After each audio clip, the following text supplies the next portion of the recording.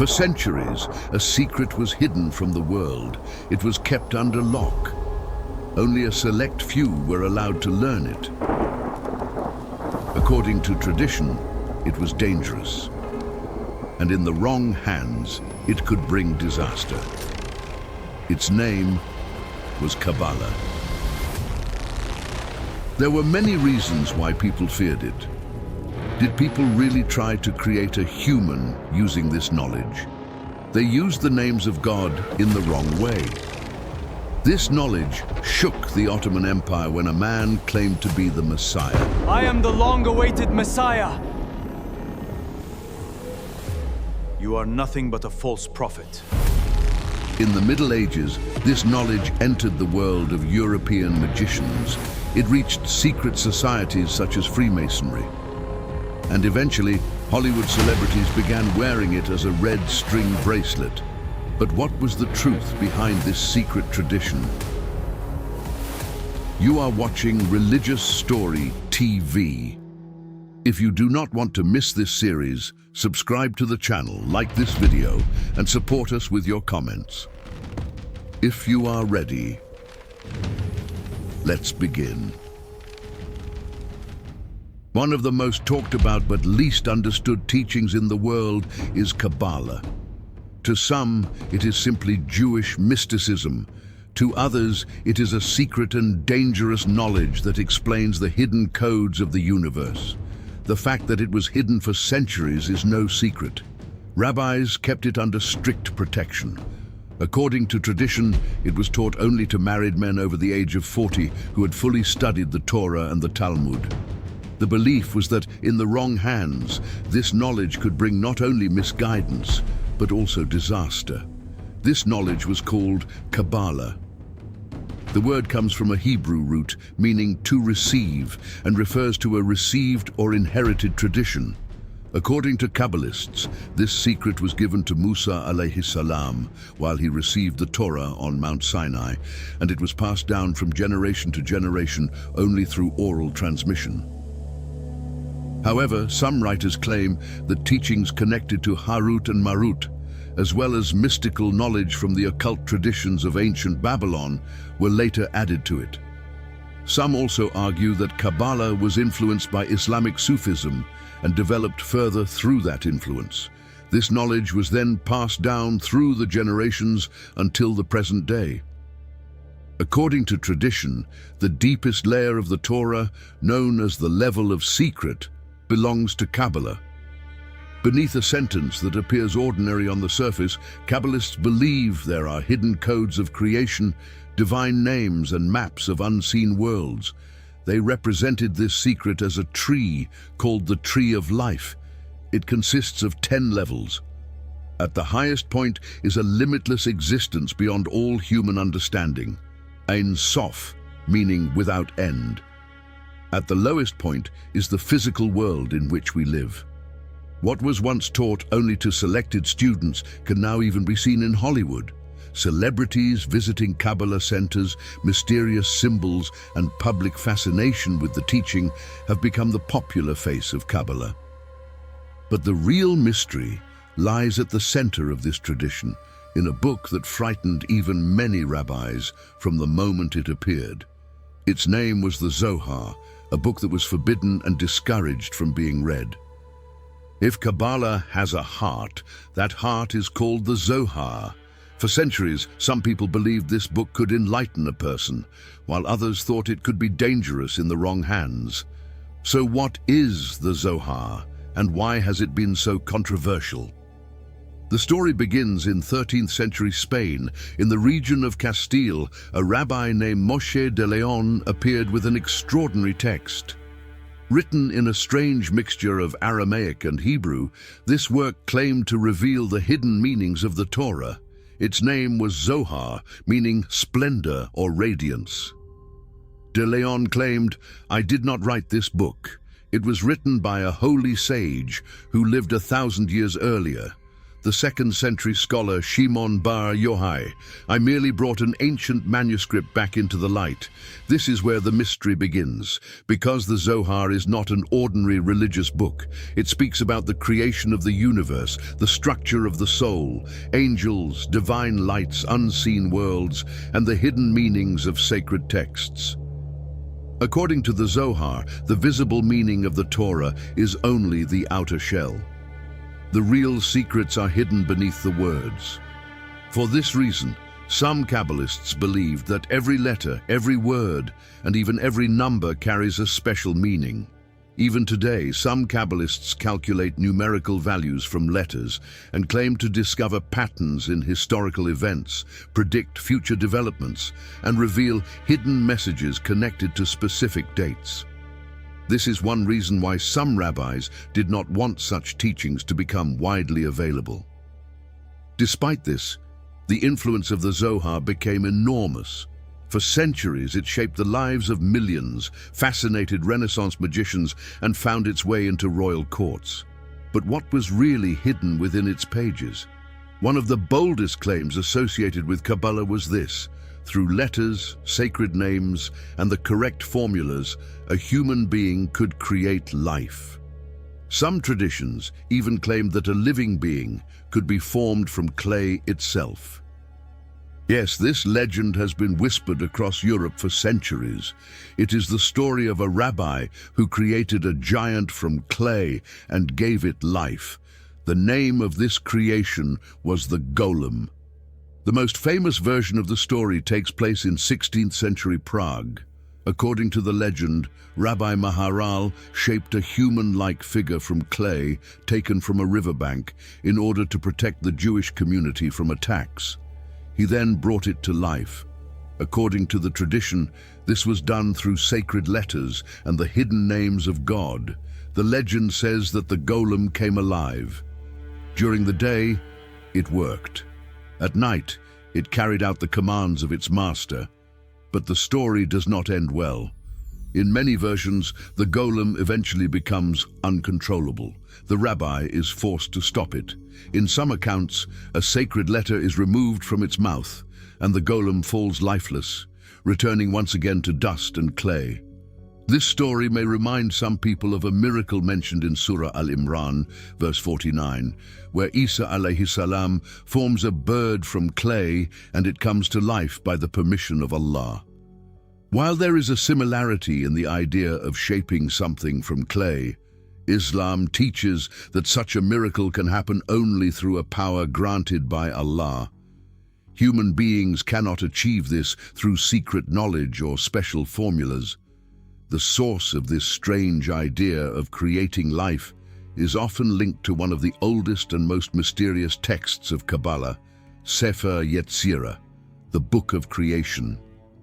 This short but influential work teaches that the universe was created through 22 Hebrew letters and 10 numbers. It claims that letters are the building blocks of reality itself. The influence of this book became so great that stories appeared during the Middle Ages, claiming that some rabbis studied it in an attempt to create living beings through practical experiments. The book touches one of humanity's deepest desires, to create as God creates. And according to many Kabbalists, the key to that power was hidden in one place alone: the secret power of letters and names. One of the most controversial questions in Kabbalah is this: if Allah created the universe through a command, could words and letters have far greater power than we imagine? Much of Kabbalistic thought revolves around this question. According to Kabbalists, Hebrew is not just a language. As mentioned earlier, every Hebrew letter is believed to have a numerical value. If words are converted into numbers, hidden connections between them can supposedly be discovered. This idea developed into a system known as Gematria. Gematria teaches that two different words sharing the same numerical value may be secretly connected. As a result, some Kabbalists believed that beneath an ordinary verse there could be hidden meanings visible only to those who understood these calculations. Using this method, people have attempted to discover patterns, interpret events, and make predictions about the future. For centuries, thousands of interpretations were produced in this way. But the most unsettling part of the tradition involves names. Kabbalists developed a formula from specific passages of the Torah. By arranging certain letters in a particular order, they produced 72 three-letter names. According to tradition, these are either hidden names of God or the names of angels under his command.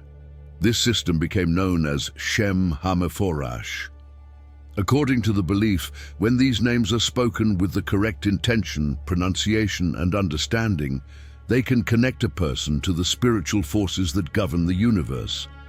Some ecstatic Kabbalists, such as the 13th century scholar Abraham Abulafia, combined letters with breathing exercises and physical movements. Through these practices, he sought to reach a direct spiritual experience of the divine.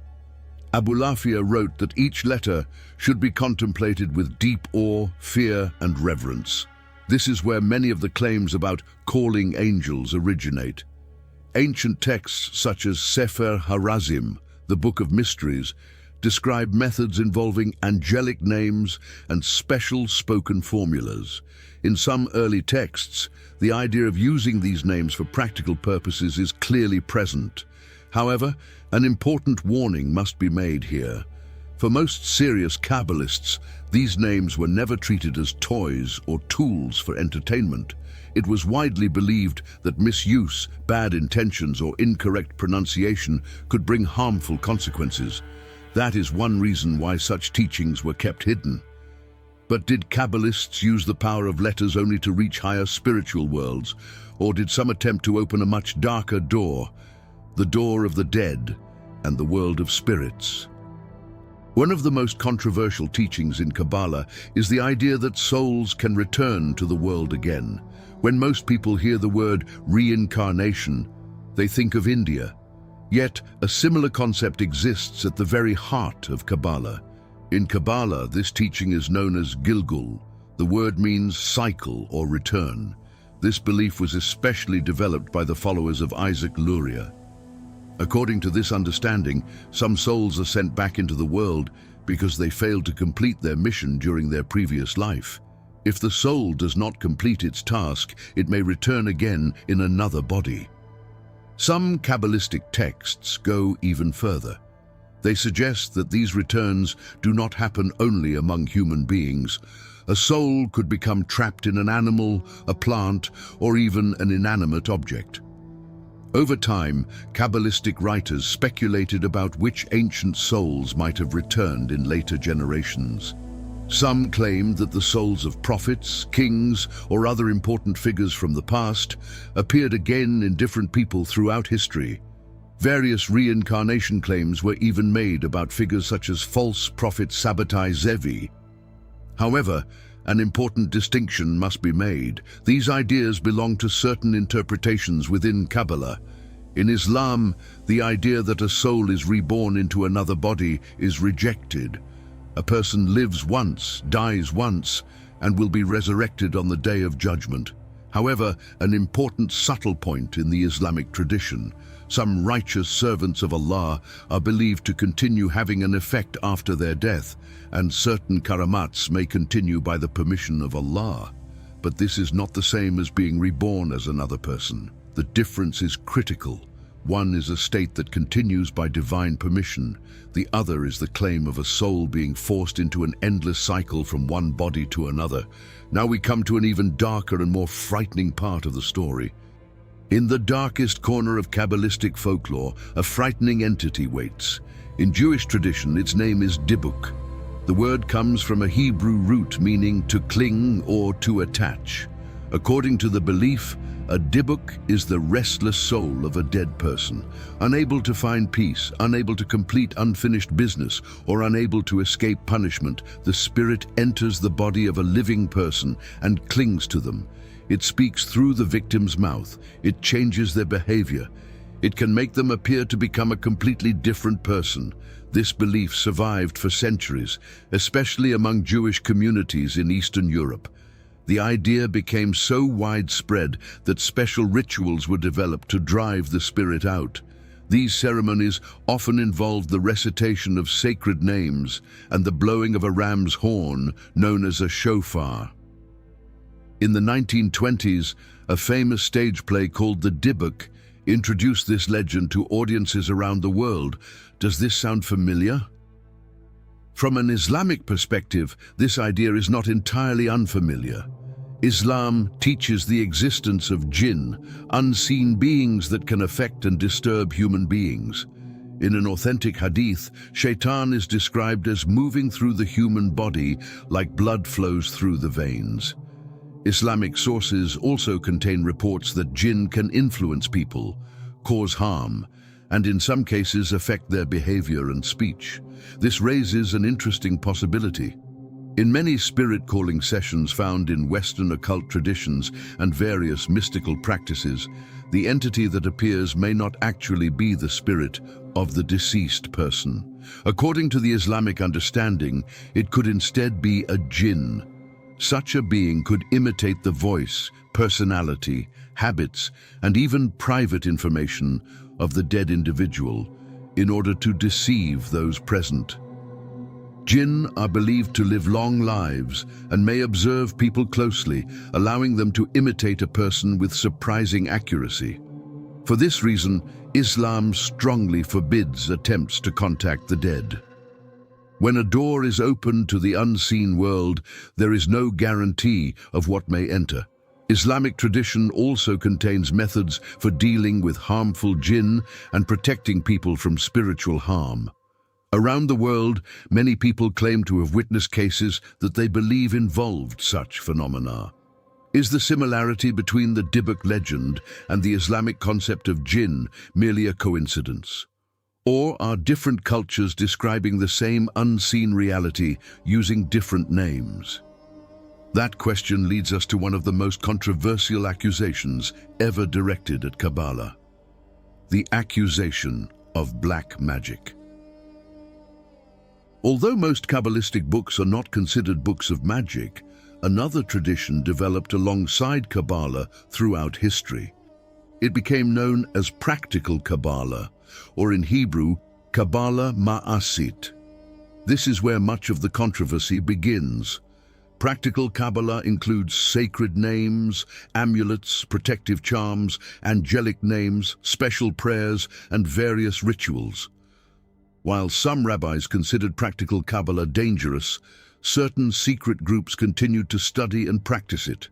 Those who opened this door often believed from the beginning that they might face spiritual danger, personal harm, or even lose their way.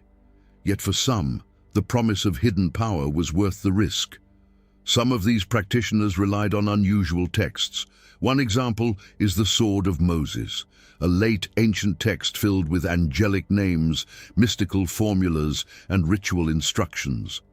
Another is Sefer HaRazim, the Book of Mysteries, which contains descriptions of charms, invocations, and spiritual practices. These texts show that such traditions were not merely modern inventions. They existed in historical sources and were studied by real people. Now let us turn to some of the more unusual claims found on the internet today. Some websites claim that large corporations, including major fast food chains, may use hidden symbols, psychological influence, or even occult knowledge to create loyalty among customers. According to these theories, logos, advertisements, colors, sounds, and branding techniques may affect people on a deeper level than they realize. Companies such as McDonald's, Burger King, and other global brands are sometimes mentioned in these discussions. Why do such theories appear? The answer is not difficult to understand. Many people continue returning to fast food restaurants even though they know the food may be unhealthy. Others claim they do not even find the food especially enjoyable. Some people are surprised when they look at online reviews and see that many locations receive relatively low ratings, yet continue attracting large numbers of customers. This leads some people, especially those interested in metaphysical subjects, to ask, could there be something more happening behind the scenes? Of course, there are well-known explanations such as marketing, branding, scent design, color psychology, convenience, habit formation, and advertising. Whether any hidden occult influence exists behind such success is something that cannot be proven at present. For that reason, making definite claims would not be justified. At the same time, it is understandable why some people become curious and ask questions about the subject.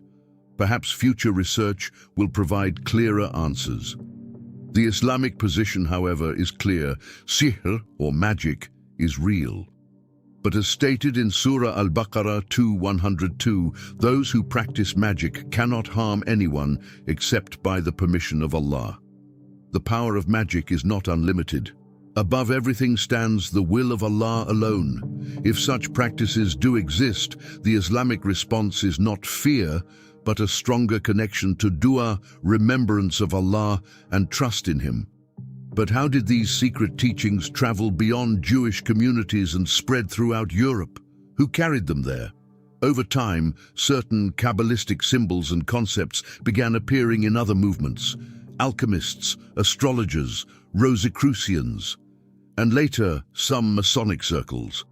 The story of Kabbalah was no longer confined to Jewish mysticism. Its influence was beginning to cross religious and cultural boundaries, and Europe's secret societies were becoming increasingly fascinated by this ancient tradition. During the late Middle Ages, Kabbalistic teachings began spreading across Europe. Texts that had traveled from Spain eventually reached Christian scholars. One of the most famous was Giovanni Pico della Mirandola. Pico argued that Kabbalah did not belong only to Judaism. He believed it could also reveal hidden truths within Christianity.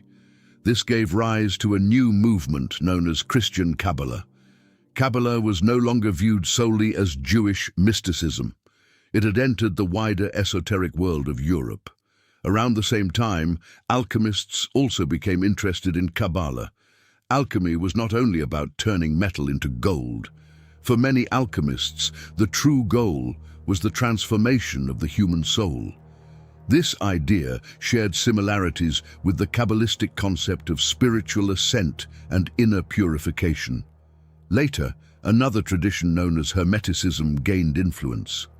Hermetic thinkers sought to understand the hidden laws of the universe and placed great importance on symbols and secret knowledge. The letters, numbers, and tree of life system found in Kabbalah attracted significant attention within these circles. Similar influences appeared within the Rosicrucianism movement that emerged during the 16th and 17th centuries. Some Rosicrucian writings openly incorporated Kabbalistic symbols and interpretations. But the question that interests most people is something else. What about Freemasonry? Is there really a connection between Freemasonry and Kabbalah? Historically, we know that some Masonic traditions adopted symbols and concepts associated with Kabbalah. In particular, certain higher-degree Masonic writings show clear Kabbalistic influence. Some Masonic groups and lodges incorporated Kabbalistic themes. The central importance of Solomon's temple, the concept of divine architecture, and various esoteric texts studied in higher degrees all show symbolic similarities with Kabbalistic ideas. Because of this, many researchers agree that there was at least some exchange of ideas between the two traditions.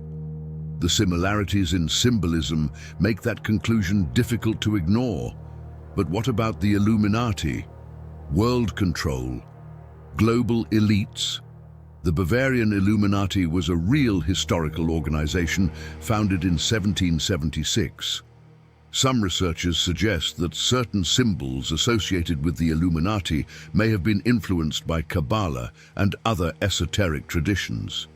The all-seeing eye, the pyramid, light symbolism, the idea of hidden knowledge. Because of these similarities, the two subjects are often discussed together. What cannot be denied is this: Kabbalah did not remain only a mystical teaching. Over the centuries, it influenced many secret societies, esoteric movements, and philosophical traditions throughout Europe, but its journey was far from over. In the 20th century, Kabbalah would leave the meeting halls of secret societies and appear before millions of people on television screens, magazine covers, and concert stages. And the people responsible for this would not be rabbis. They would be some of the most famous celebrities in the world. For centuries, Kabbalah remained a secret tradition taught only within small circles. But toward the end of the 20th century, something unexpected happened. What had once been discussed only by rabbis, mystics, and esoteric researchers suddenly began attracting the attention of some of the world's most famous people. At the center of this transformation was Los Angeles. In the mid-1990s, one of the world's biggest pop stars began appearing in public wearing a red string bracelet. That person was Madonna. And with her, Kabbalah stepped out of the shadows where it had remained for centuries and entered celebrity headlines around the world. How did this happen? At the center of the story was an organization known as the Kabbalah Center. Founded by Philip Berg and Karen Berg, the organization introduced a radical idea. For centuries, Kabbalah had traditionally been reserved for older Jewish men who had spent years studying religious texts. The Bergs opened these teachings to everyone, non-Jews, women, celebrities, and the general public. The result was explosive. Madonna became one of its most famous followers. Reports claim that she donated millions of dollars to help open a Kabbalah center in London in 2003. Other celebrities, including Britney Spears, Ashton Kutcher, Demi Moore, and Ariana Grande, were also reported to have shown interest in Kabbalah. Soon, the red string bracelet became a Hollywood trend. Madonna went even further in 2002. In a music video connected to a James Bond film, she appeared wearing tefillin, the leather prayer straps used in Jewish religious practice. Hebrew letters associated with one of the 72 sacred names appeared during the performance. This sparked criticism from parts of the Orthodox Jewish community, who felt that sacred symbols were being used inappropriately for entertainment. Now we come to the question many viewers immediately ask: are these celebrities practicing black magic? Do they owe their success to supernatural powers? Such claims are often presented as conspiracy theories. Some may be exaggerated, others remain speculation without clear evidence. At most, they can be viewed as theories attempting to explain why certain individuals seem to rise so quickly within influential circles. What is certainly true, however, is that a teaching once considered secret became part of global popular culture. Like Buddhism, yoga, and other ancient traditions, Kabbalah was presented to the modern world as packaged spiritual wisdom. Many celebrities found it attractive because it appeared mysterious, ancient, exclusive, and fashionable at the same time. Some critics even argued that followers believed it could help them achieve success, influence, or personal transformation more easily. Whether such claims are true is a matter of debate. Yet beneath all the modern attention, celebrity culture, and media fascination lies a much older and far more dramatic story. A story connected to the lands of the Ottoman Empire, a story about a man who declared himself the Messiah. One of the greatest turning points in the history of Kabbalah took place under Ottoman rule. A man appeared who convinced thousands of people that he was the long-awaited savior, and the impact of his story is still debated to this day. In the 17th century, a man named Sabbatai Zevi emerged from the Ottoman lands. Deeply influenced by Lurianic Kabbalah, he was a charismatic and passionate figure. Then one day, he made a claim that would shake the Jewish world. "I am the long-awaited Messiah." As the year 1666 approached, his movement spread with astonishing speed. Jewish communities from Europe to the Middle East were swept up in excitement. From Venice to Amsterdam, many believed that redemption was near and that the return to the Holy Land was about to begin. Some even sold their possessions in preparation. At his side stood a powerful supporter named Nathan of Gaza, who acted as his prophet and publicly proclaimed Zevi's messianic status. An important point must be noted here. Although Zevi gained some respected rabbinic followers, the overwhelming majority of Jewish religious leaders rejected him and declared him a false messiah. This was not the story of all Jews, it was the story of a specific messianic movement. Then came the turning point. In 1666, the Ottoman authorities arrested Zevi. He was accused of causing unrest and creating disorder. When brought before the Sultan, Zevi abandoned his claims, apologized, and accepted Islam. He put on a turban, adopted a Muslim identity, and publicly converted. For many of his followers, the shock was devastating. The man they believed to be the Messiah had changed his religion. Most abandoned the movement in disappointment, but not all of them. A small group remained loyal, and from that moment, one of the most mysterious communities in Ottoman history began to emerge. These followers outwardly appeared Muslim, following the example of their leader, while privately maintaining beliefs and practices connected to Sabbatai Zevi. In Turkish, this community became known as the Donme. Historically, these groups are known to have existed for generations in cities such as Thessaloniki, often functioning as relatively closed communities. Over time, claims emerged that members of these groups held influence in politics, business, and society, both in the past and in modern Turkey. Such claims remain highly debated. Because some founders and members of these communities came from Thessaloniki, and because support networks associated with them were often linked to that region, various theories later developed around important historical figures connected to Thessaloniki. One example frequently discussed in some Islamic and conservative circles is Mustafa Kemal Ataturk.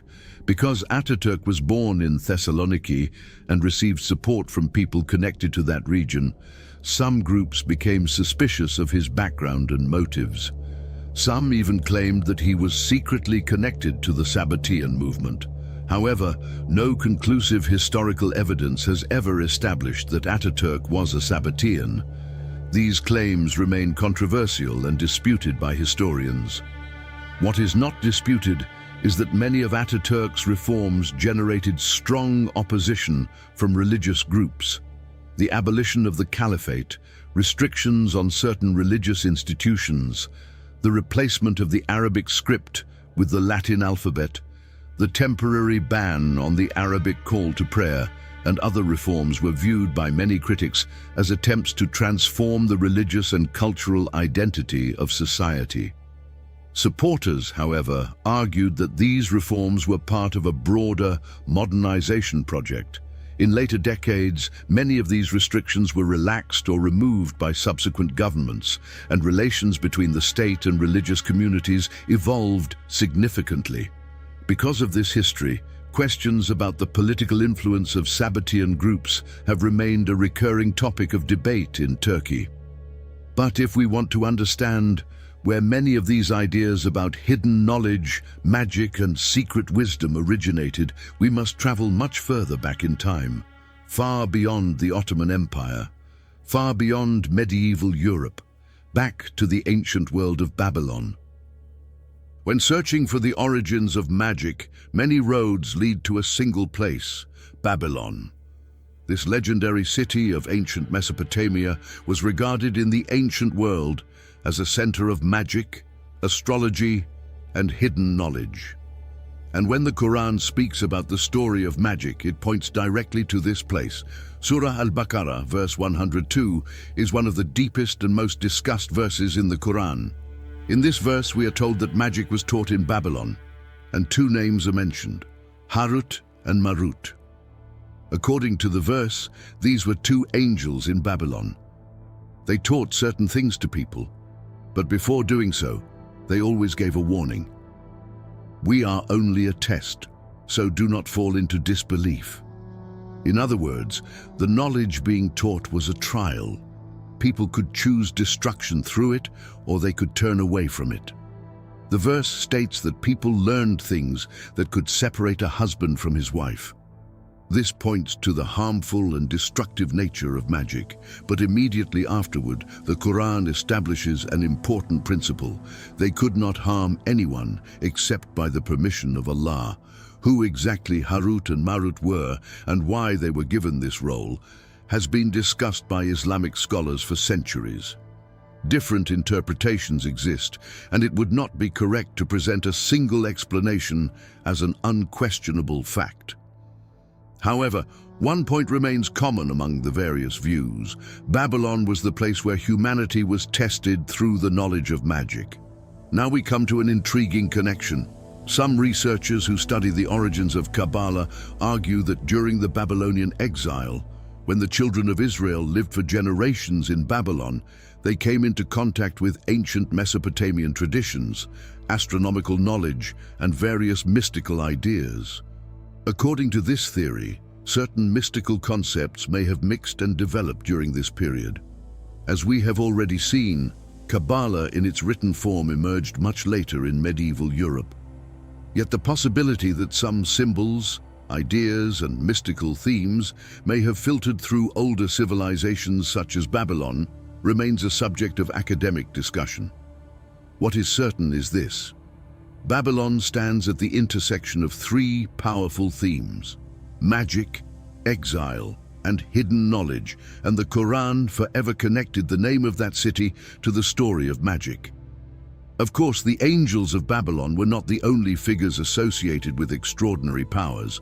There was also a prophet who was given authority unlike almost anyone else in history, a prophet who was granted power over the wind, who commanded birds, and who was given authority over the Jinn by the permission of Allah.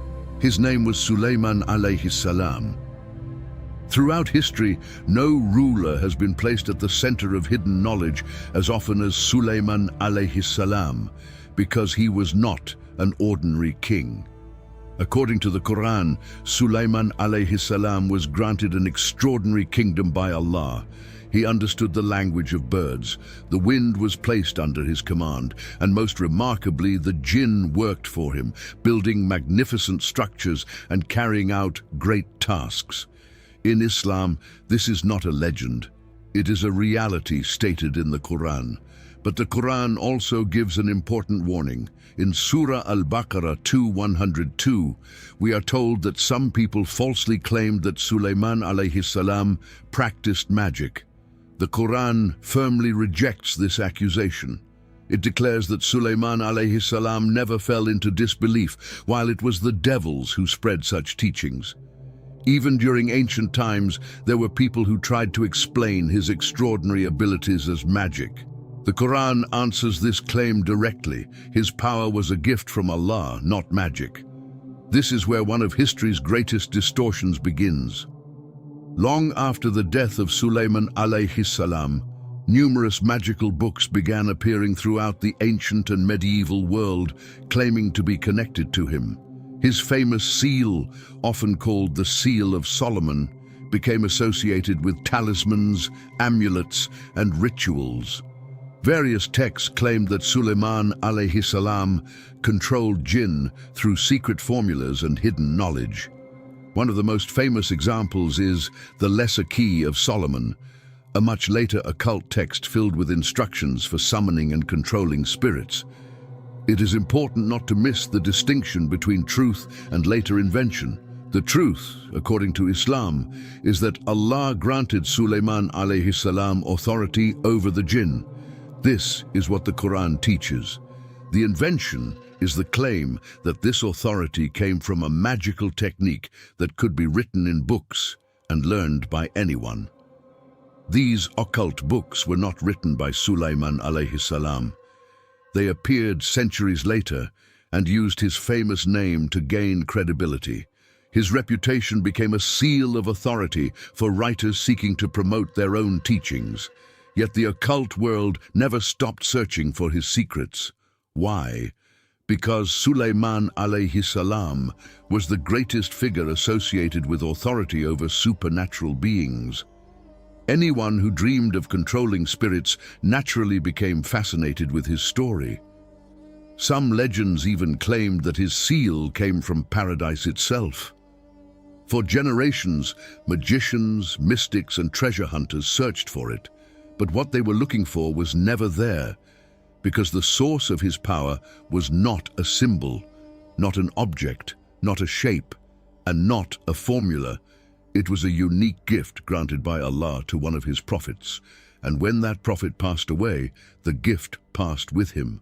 Yet among those who stood beside Sulaiman alayhi salam was another remarkable figure, a man far less famous, far quieter, but perhaps even more mysterious, a man who in a single moment brought the throne of the Queen of Sheba from hundreds of kilometers away. The Quran describes a moment so extraordinary that even the most advanced physics of today would pause and reflect on it. Sulaiman alayhi salam wanted the throne of the Queen of Sheba, Bilqis, to be brought before him. He asked those around him, "Who can bring me her throne?" A powerful Ifrit from among the Jinn stepped forward and said, "I will bring it to you before you rise from your place." It was fast, but not fast enough. Then another figure spoke. In Surah An-Naml, he is described only as one who had knowledge from the book. He said, "I will bring it to you before your glance returns to you." And in an instant, the throne appeared before Sulaiman alayhi salam from Sheba, hundreds of kilometers away, in the blink of an eye. According to most Islamic sources, this man was Asif bin Barkhiya, the righteous and knowledgeable minister of Sulaiman alayhi salam. The emphasis of the verse is remarkable. The one who accomplished this was not the powerful Ifrit boasting about his strength. It was the man who possessed knowledge from the book. The source of power was not physical force. It was knowledge granted by Allah. But what was this knowledge? Islamic scholars have offered different explanations. Some said it was a special knowledge granted by Allah. Others suggested it involved knowledge connected to Ism al-Azam, the greatest name of Allah. However, its true nature belongs to the unseen. Speaking with certainty about details that Allah did not reveal would be inappropriate. The lesson of the verse is much more important. True power comes through knowledge and the permission of Allah. Now we come to a fascinating point. In Kabbalistic and occult traditions, events like this, objects instantly moving from one place to another, or space seemingly folding upon itself, are often explained through the power of sacred names and hidden letters. According to these traditions, the correct name spoken with the correct intention can influence reality itself. Many modern occult writers enjoy comparing such ideas to concepts like teleportation, parallel dimensions, or theories from modern physics. But we should be honest here, these comparisons are metaphors and speculation. They are not established science. And the event described in the Quran is not presented as a technique. It is presented as a miracle. A miracle is an event that occurs outside normal causes by the permission of Allah. Reducing it to a formula or a magical method misses the entire point. Asif bin Barkhiya was not a magician. He was a righteous servant of Allah. His power did not come from himself. It came from his Lord. Yet why has this story fascinated people for centuries? Because it touches one of humanity's deepest desires, to control matter with the speed of thought. Many occultists believed such power could be obtained through secret techniques, but the Quran teaches the opposite. That power exists only when it is granted. And this delicate line between knowledge and power leads us directly to one of the most astonishing ideas in Kabbalah. Because according to some Kabbalistic teachings, the universe itself was flawed from the very beginning, not merely imperfect, broken. One of the most astonishing ideas in Kabbalah is its explanation of how the universe began. And honestly, when you first hear it, it can be unsettling. The architect of this theory was once again the great 16th century Kabbalist Isaac Luria, often known as the Ari. His story begins like this. In the beginning there was only Ein Sof, the infinite and limitless divine reality. Because Ein Sof was infinite, there was no empty space anywhere. Everything was filled with the divine presence. So where could a universe exist? Luria's answer was remarkable. He taught that God withdrew himself. In Hebrew, this concept is called tzimtzum, meaning contraction or withdrawal. The divine light was drawn back, creating a space in which creation could take place. Then the divine light flowed back into that space. To contain this light, special vessels were created, the vessels associated with the Sephirot. And this is where the heart of the theory lies. The vessels could not withstand the light. They shattered. In Hebrew, this event is called Shevirat HaKelim, the breaking of the vessels. According to Luria, the divine light was so intense that the vessels broke apart, scattering sparks everywhere.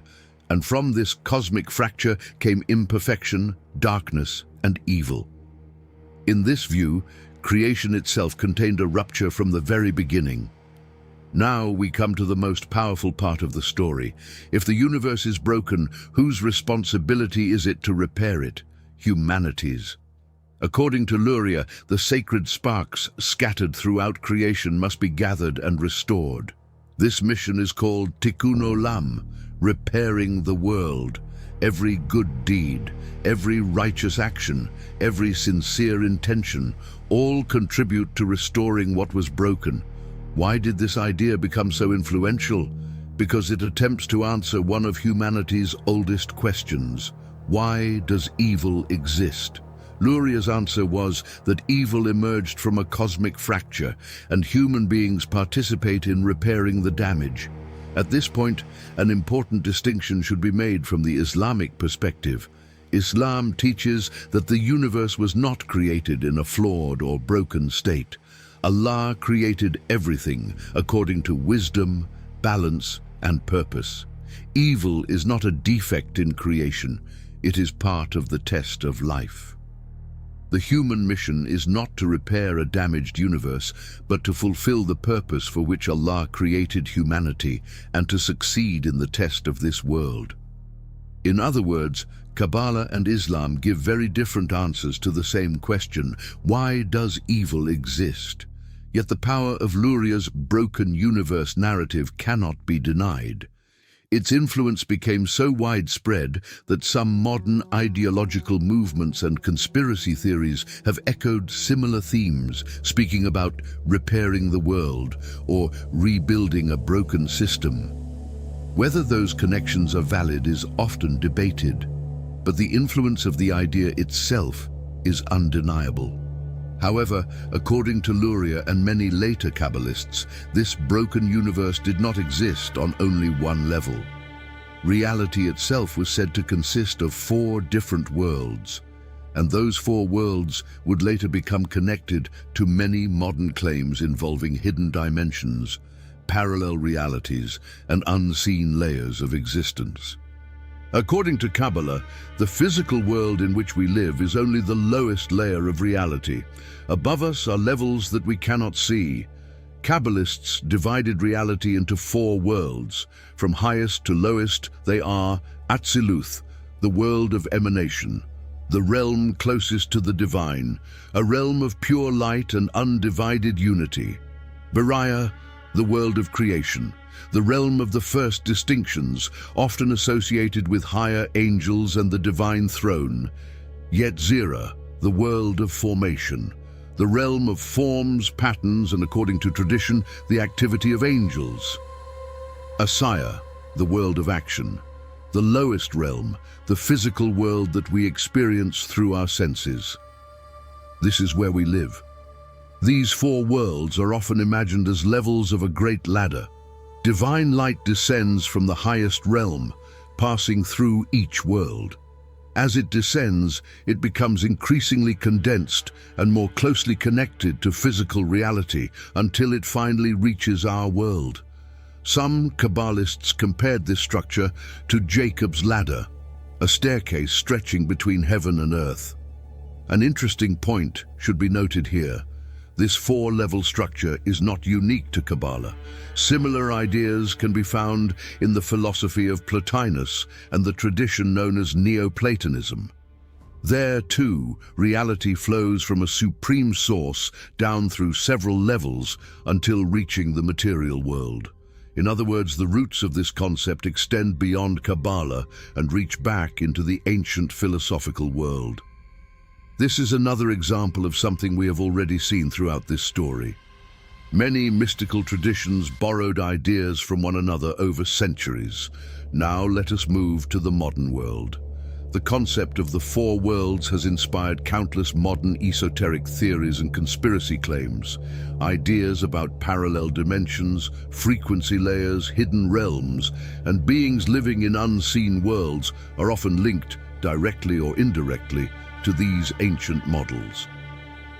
Human beings have always been fascinated by the possibility that reality contains hidden levels beyond ordinary perception.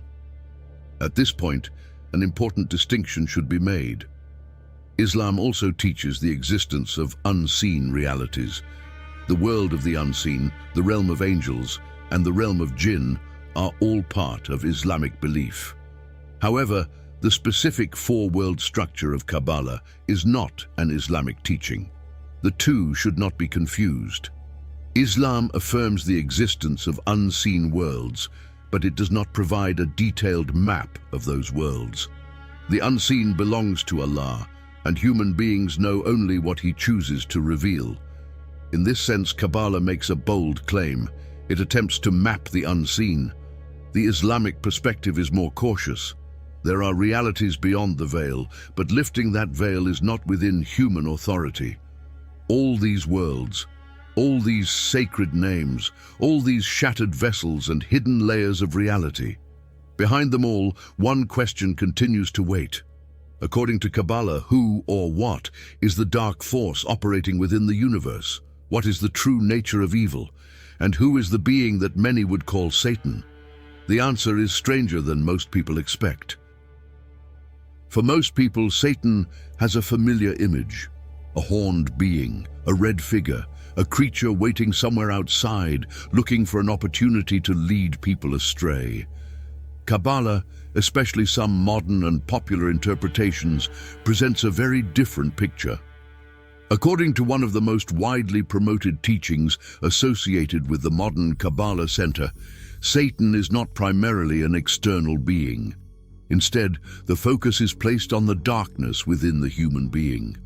The Satan that must be defeated is often described as the ego, selfish desire, and the part of the self that constantly seeks control, pride, and personal gratification. In this approach, the struggle is directed inward. However, an important distinction should be made. This interpretation is largely associated with modern popular presentations of Kabbalah. Traditional Jewish thought contains a much broader range of views, including discussions about actual spiritual forces of evil. In other words, the statement, "Satan is only your ego," is not universally accepted within Judaism and should not be presented as the only Jewish position. Within Lurianic Kabbalah, another concept appears, klipot, meaning shells or husks. According to this teaching, the shattered vessels described in the story of the broken creation left behind fragments that became dark coverings around the divine sparks. These shells conceal spiritual light. The more a person surrenders to selfishness, arrogance, and destructive desires, the stronger these coverings become. From this perspective, spiritual growth means breaking through those layers and allowing the hidden light to emerge. Now we come to an important contrast with Islam. In Islam, there is no ambiguity regarding the existence of Shaitan. Iblis is a real being. He is not merely a metaphor or a psychological symbol. The Quran describes him as a being from the Jinn who refused Allah's command out of pride and vowed to mislead humanity. For this reason, Islam views Shaitan as a genuine external enemy. At the same time, Islam also teaches the reality of the nafs, the lower self. One of its forms is known as nafs al-ammara, the soul that urges a person toward evil. This creates an interesting difference between the two perspectives. Both traditions acknowledge that human beings possess inner tendencies toward wrongdoing. But Islam does not replace shaitan with the ego. Instead, it sees them as two separate realities. Shaitan whispers from outside. The nafs responds from within. One invites, the other accepts. Together they create the struggle that every human being faces. This is also where many discussions about manipulation, influence and control begin. Whether the subject is politics, ideology, secret societies, propaganda or mass psychology, the central question remains the same. Why do people follow harmful ideas? The answer often lies not only in external influence, but also in the weaknesses already present within the human heart. And that brings us to a final question. Was Kabbalah merely a philosophy? Was it only symbolism and spiritual reflection? Or were there people who believed these teachings could be put into practice? The answer, according to history, lies within the hidden chamber of practical Kabbalah. Until now, most of what we have discussed has been about ideas, the structure of the universe, the meaning of sacred names, the journey of the soul. But Kabbalah also had a practical side. Its name was Practical Kabbalah, or in Hebrew, Kabbalah Ma'asit. This was not theory, it was action. This branch was based on rituals and practices that were believed to produce real effects in the world. Some traditions claimed they could be used for protection against enemies, healing illness, influencing dreams, or other extraordinary purposes. At the center of these practices was always the same idea: sacred names and Hebrew letters. One of the most common practices involved amulets. According to tradition, divine names or angelic names were written in specific arrangements on parchment, paper, or metal plates, sometimes silver. These objects were then carried, worn, or placed in homes for protection.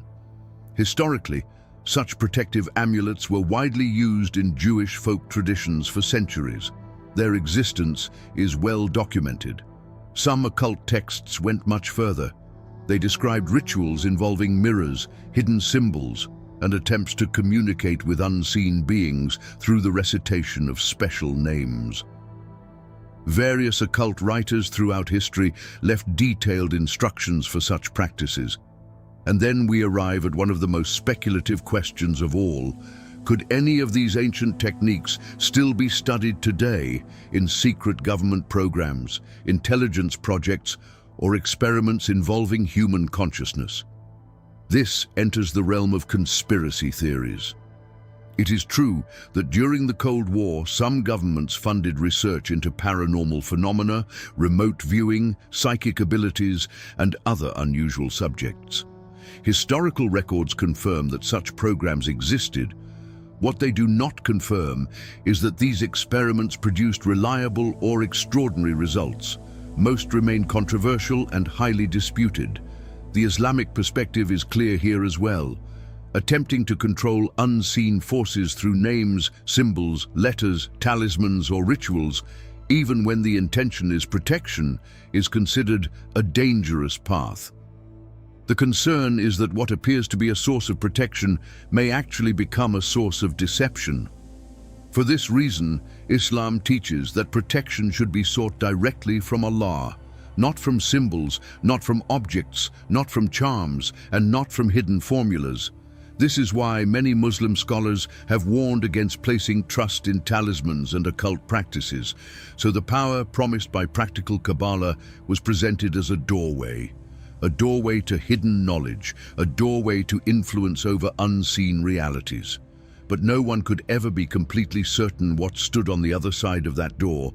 And in the modern world, belief in unseen beings would eventually take on an entirely different form. A form associated not with ancient spirits or hidden entities, but with aliens, UFOs, and visitors from the stars. This is the most modern topic on our list, and it is important to begin with a simple fact. The truth is that ancient Kabbalistic texts do not speak about aliens, UFOs, spacecraft, or visitors from other planets. If you search through the Zohar, Sefer Yetzirah, or the writings of Isaac Luria, you will not find flying saucers or extraterrestrials. The connection between Kabbalah and aliens is a modern one. So where did these claims come from? Kabbalah speaks extensively about unseen worlds, higher realities, and intelligent non-human beings, such as angels and spiritual entities. As we saw earlier, the concept of the four worlds teaches that reality extends beyond the physical universe that we can see.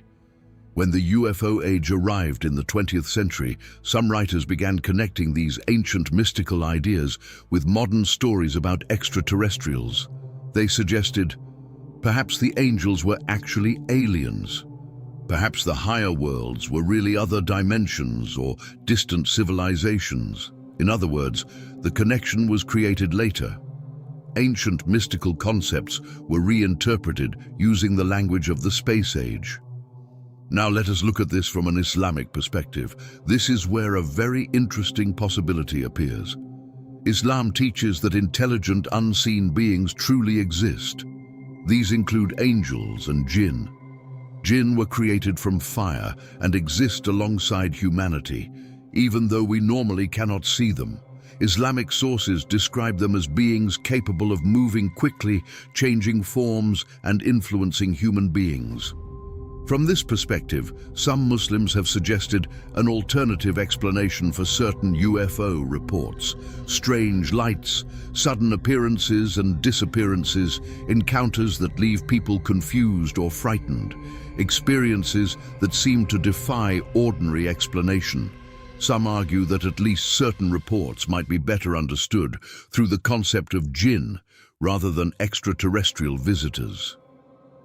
This is because many of the characteristics attributed to UFO encounters resemble abilities traditionally associated with jinn in Islamic literature. Of course, this remains an interpretation rather than a proven fact, but it is one reason why some Muslim scholars and writers approach UFO claims differently from many people in the modern West. What makes this fascinating is that several traditions seem to point toward the same basic idea. Human beings may not be alone. There may be intelligent beings that exist beyond ordinary human perception. A Kabbalist might describe them as heavenly beings. A modern UFO enthusiast might call them extraterrestrials. Islam gives them more specific names, angels and jinn. Yet there is a critical difference. Islam strongly discourages seeking contact with such beings. The reason is simple. You can never be completely certain what is responding. Something that appears friendly may not be what it claims to be. And while belief in unseen beings eventually became connected to UFO stories and extraterrestrial theories, it also found another form much closer to home, not in the sky, not in another dimension, but on a table, printed on 78 small cards.